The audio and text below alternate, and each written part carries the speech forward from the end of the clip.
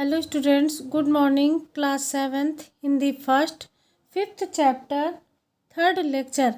बेटा आप लोगों ने रहीमदास जी के दोहे और कबीरदास जी के दोहे पढ़े। चलिए अब कबीरदास जी के दोहे पढ़ते हैं। गुरु गोविंद दो खड़े, काके लागू पाए, बलिहारी गुरु आपने, गोविंद दियो मिलाए। बेटा इसमें बताया गया है कि गुरु और गोविंद, गोविंद किसको कहा गया है? भगवान को। और गुरु और गोविंद, भगवान और गुरु दोनों खड़े हुए हैं। मैं किसके पैर छूऊं? बलिहारी गुरु आपने, गोविंद दियो बताए। इसमें गुरु को भगवान से भी महान बताया गया है कि अगर हम भगवान तक पहुंचने का रास्ता बेटा हमें गुरु ही दिखाता है। गुरु ही हमारा सच्चा मार्गदर्शक है और हमें सही रास्ता दिखाता है। तो बलिहारी गुरु आपने, गोविंद दियो मिलाए। अगर हम भगवान की सच्ची आराधना करते हैं तो वो रास्ता हमें मार्गदर्शन बेटा हमारा कौन करता है? वो हमारा गुरु ही करता है। इसलिए इसमें गुरु को श्रेष्ठ बताया गया है कि बलिहारी गुरु आपने, गोविंद दियो मिलाए।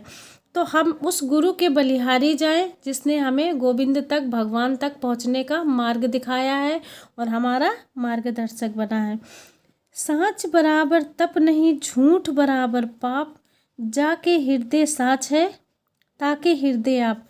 सच के बराबर इसमें बताया गया है बेटा कि सच से बड़ा कोई तप नहीं है।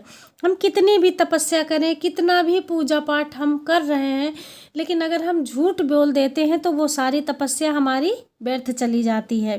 तो इसमें यही बताया गया है कि हमें इंसान को अपने मन में गंदगी नहीं रखनी चाहिए। साँच बराबर तप नहीं, झूठ बराबर पाप। तो अगर हम सच की राह हमने पकड़ ली तो सच से बड़ी कोई तपस्या नहीं। हम भले ही तप ना करें लेकिन वो हमारी तपस्या की तरह ही हो जाती है। सच बोलना, सच को बहुत महान बताया गया है कि सच के बराबर कोई तप नहीं है। और झूठ से बड़ा, झूठ व्यक्ति को हमें झूठ नहीं बोलना चाहिए। झूठ के बराबर कोई पाप नहीं है। जाके हृदय साच है, जिसके हृदय में साच है, जिसने सच्चाई का रास्ता पकड़ लिया है, अच्छे कर्म करता है, उसके हृदय में ही ईश्वर का वास होता है।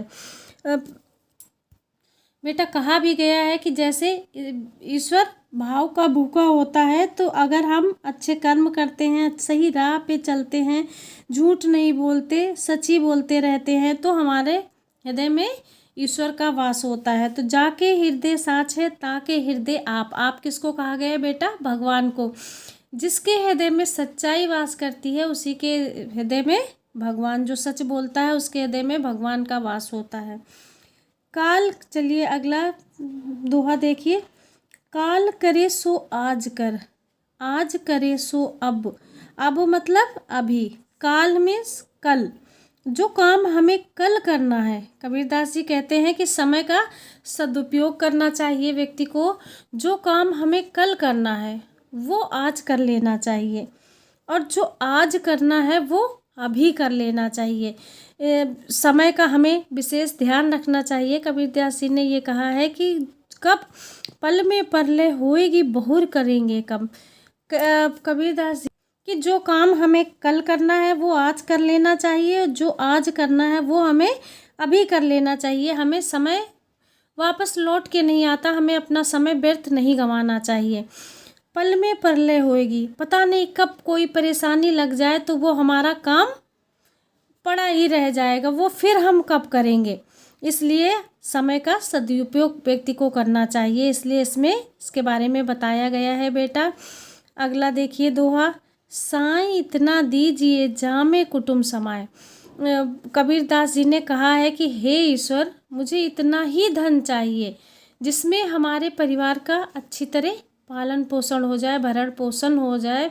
हमें बहुत अधिक धन की आवश्यकता नहीं है, सिर्फ हमें इतना धन चाहिए कि जिसमें हमारे परिवार का पालन पोषण हो जाए, और मैं भी भूखा ना रहूं, साधु ना भूखा जाए।